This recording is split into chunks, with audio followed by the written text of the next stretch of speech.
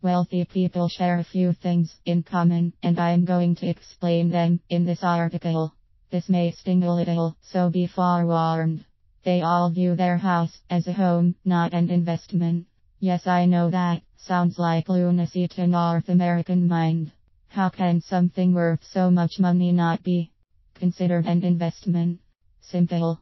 Wealthy people are almost always financially literate and understand the power of interest, the time value of money, and return on investments. Your neighbor next door calculates how much he made on his house like this. Paid 0. Spent 5,000 on renovations. Sold 0. Profit 5,000. Seems straightforward. Hard to argue with these numbers, doesn't it? In fact, there's a whole lot of information missing here that could change this calculation. How long did he own the house? How much interest did he pay? What other expenses were incurred besides renovations, repairs, maintenance, etc. And finally, the time value of money. The 0 he received today is worth less than 0 when he bought the house. I used to laugh at this concept, thinking it to be irrelevant. It's anything but. Let me illustrate. Year 2001, bought house for 0. Year 2004, spent 0 on renovations. Year 2006, spent 5,000 on renovations. Year 2007, spent 000 on repairs. Year 2008, sold for 0. At a rate of even 2% for inflation, which is only true in fairy tales and government statistics. Let's see how this pans out. We'll take the 0 received in 2008 as an example. I'm going to simply regress 0 back to 2001 to find out its value and compare apples to apples with the 0 paid for the house. 2007 88,000. 2006 76,240. 2005 64,715.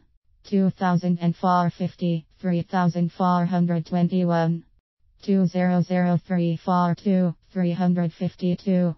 2002 31,505. 2001 20,875. Total gross profit equal 875. Now we deduct expenses. For the sake of efficiency, I've regressed the expenses too. If we are going to regress, we have to regress all numbers. 412 plus 1637 plus 429 equal 5,478. Now let's run all the numbers. Purchase $2001. Profit after sale in $2001 $875.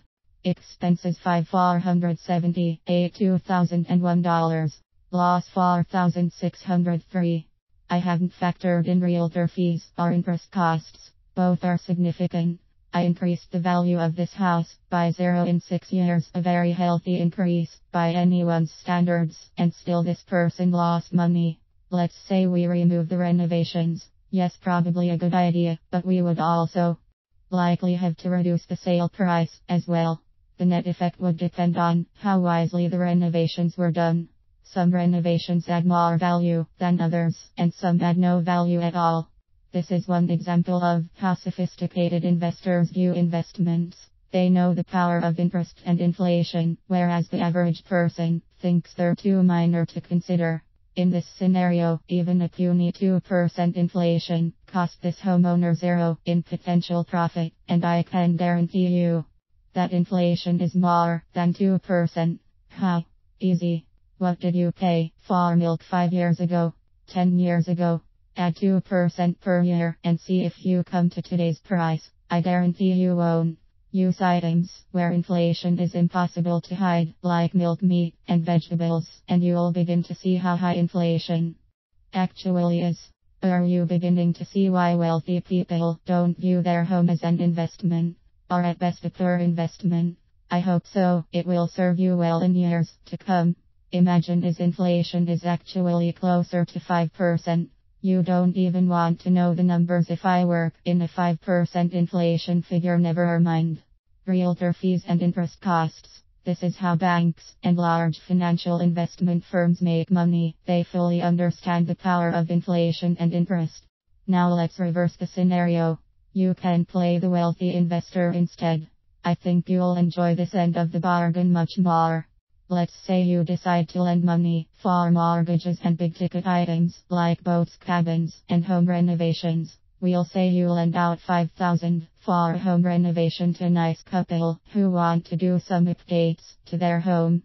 Let's break down the numbers. We'll use 5% as an interest rate, a very low rate, but these days about average. For a loan like this, the loan will be over 7 years. 2001 loan of 5,000, monthly payments of 56.14. 2001 interest year profit 462. 2002 interest 001. 2003 interest 518. 2004 interest 010. 2005 interest 477. 2006 interest 17. 2007 interest 30. Total interest received 253. Return on investment 13.67%. But let's be fair, the time value of money would eat into your profits. But notice your largest interest revenue comes early on, which means you lose less due to inflation. Now inflation is more your friend than your enemy, like it was before. On the flip side, the couple who borrowed from you agreed to pay 5% interest, but in reality they paid in excess of 10% due to compounding interest. I wonder if they would still choose to do their renovations if they knew they would cost an extra 0,000. This example is one of the fundamental principles to investing. You have to understand the power of these concepts before you can ever be a successful investor. Most people think investing is all about picking a hot stock and becoming a millionaire. In reality, wealthy people do very little of that. Instead, they will use a concept called leverage if they want to take a risk for an outsized gain. What does this mean? Leverage is simply borrowing money or using existing collateral to gain access to more money. In our previous example, making 13% is a pretty safe investment, but lending 5,000 isn't enough to make big money. So how can we make serious money with this system? That's where leverage comes in. Actually, it's used in many investing models, but we'll discuss this one.